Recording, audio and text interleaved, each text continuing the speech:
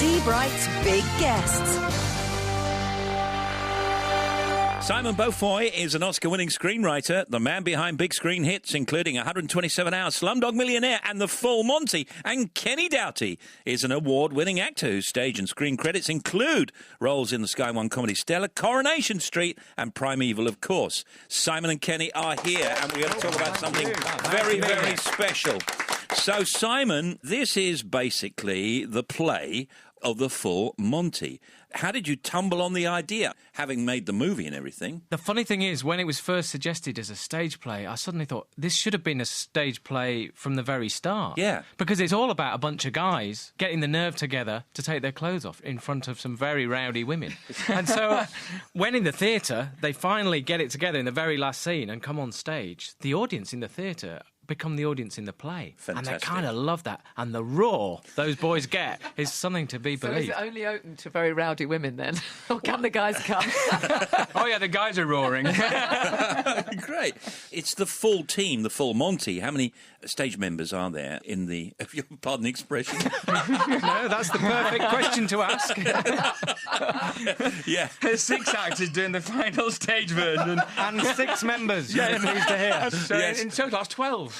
Okay. And how similar is it to the movie? All the scenes that people will remember and love from the movie are there. There's a couple of scenes, like the dole queue scene, and obviously the end. Oh, yeah, the They're- docu scene where they all start. Yeah, and I That's thought, great. if we leave those out, we'll get lynched. But it is a complete reworking of the play. The characters are all the same, and where they get to at the end is the same. But I thought, you can't just transpose a film onto stage and hope to get away with it. We had to turn it into a proper play. Was it easy to do that? Or relatively easy to do No, that? I'd never written a play before. And I thought, oh, how difficult can it be? I've written the film, you just change the font and hand it in and take your check.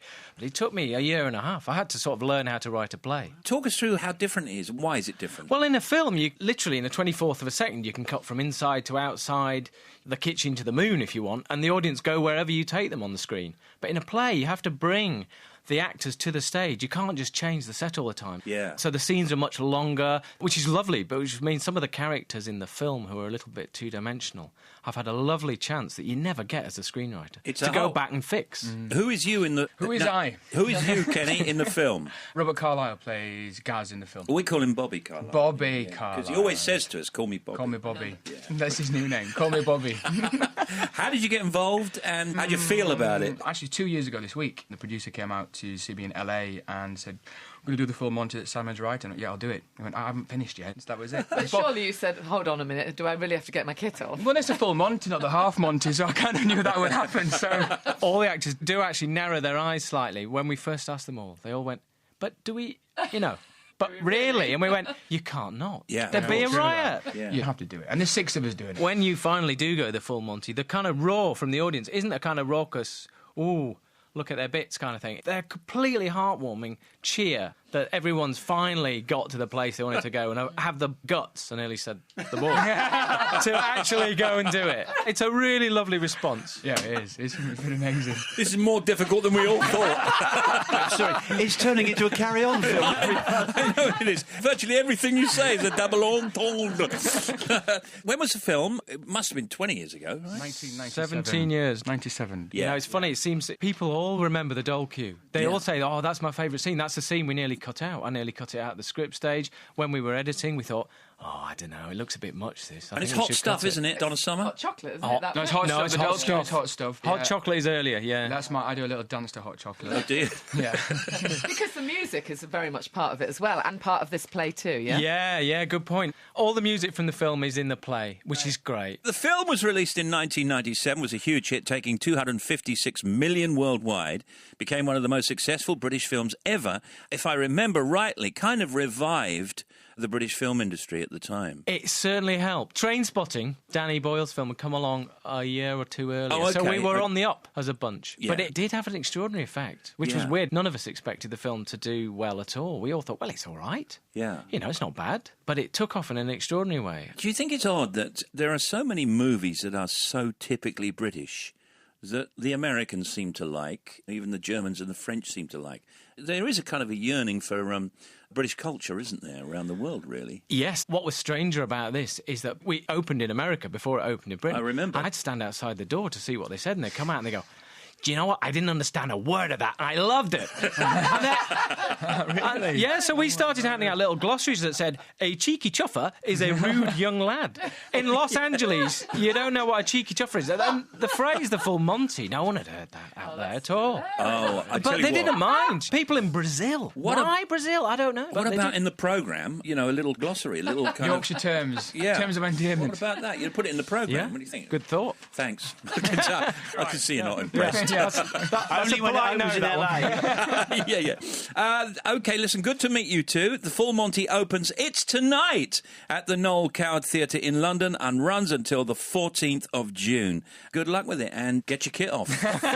Full Monty, everybody. Lovely to meet you. And you. Get off, everyone.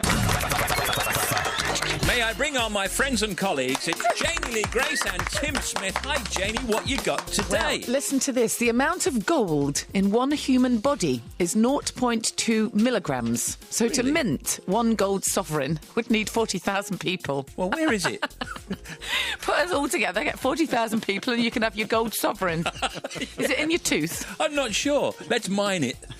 The St Bernard dog was named after Bernard of Menthor, or maybe Bernard of Menthor, a medieval monk who built way stations for travellers in the Alps. Did you know that many women enjoy having their ears licked or kissed? Although blowing in her ear is acceptable, it's not what women enjoy the most. Women also like it when you whisper in their ears. Don't whisper things like, "Can you wash my shorts," though. Say something nice. Here's Janie. Crayons, tights, and aspirin are all made from oil. Thank you, Janie. Here's Tim. The human eye can perceive more than 1 million simultaneous visual impressions, and they're able to discriminate among nearly 8 million gradations of colour. Gradation's a good word. Does your baby have more outfit changes than a supermodel? Well, that's normal. With leaky nappies alone, it's common for babies to go through 2 or 4 changes of clothes every single day, maybe more. Burning Mountain, Australia is a natural coal fire that's been alight for 6,000 years. Thank you, Janie. Tim. You know, a silver wedding anniversary is a silver wedding anniversary. Yes. And 50 years is a gold wedding anniversary. Yeah. Silver being 25. 25, yes, sorry. Do you know what 13 is? I should know this because I'm the host of Love Songs, and so is Janie. Yeah, I did know, but I've forgotten. It won't be paper, because that's one of the early ones, and it won't be wood, because that's an early one, and it won't be tin. Bronze. Lace. Factoids. Now, Steve Jones, Denise McAdam and Alain Pichon are here, and we are going to talk hair this afternoon. Oh, yes. Steve Jones is a top TV presenter. Denise McAdam is a hairdresser to the royal family. And Alain Pichon is a celebrity superstar stylist who counts David Beckham as one of his clients. Everybody go, ooh.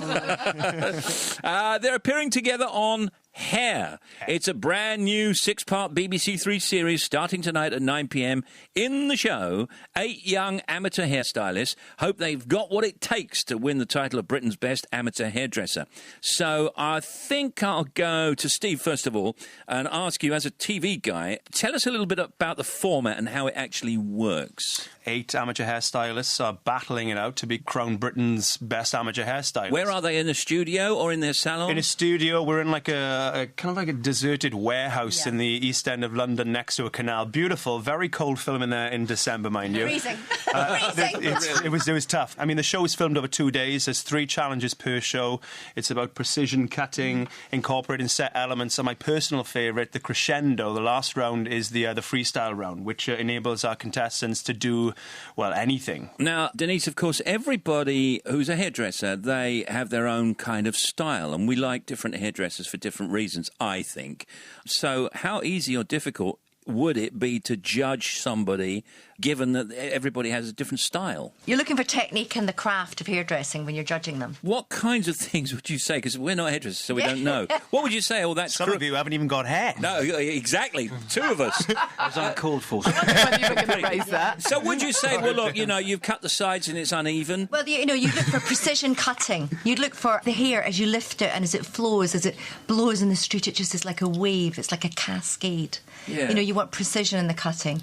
You want to see the technique. You want to see craft. You want to see if they're using grips that they're not going into their mouth before they go into the hair. So lots of things that are important within hairdressing. And the show does embrace the craft, which is very important. But at the earlier rounds, the precision cutting round, there's a right way to cut certain hairstyles, before you start adding individual flair. So you're looking for technical skills as well as artistic side. Absolutely, yeah. which is what hairdressing is all about. As much you do on the art level, you can use all hair as a medium, but also in the street that you work in a salon where you have more of a commercial aspect to it. And should they cut hair, do you think, Alan, to your standards or to their own standards? Well, there are techniques that you learn when you go to school, basics, one length for start. That's what's in the show for the first week, where you have to know how to create a straight line, all the hair in one level. That seems easy when you talk about it, but you see some of the contestants have never cut hair before.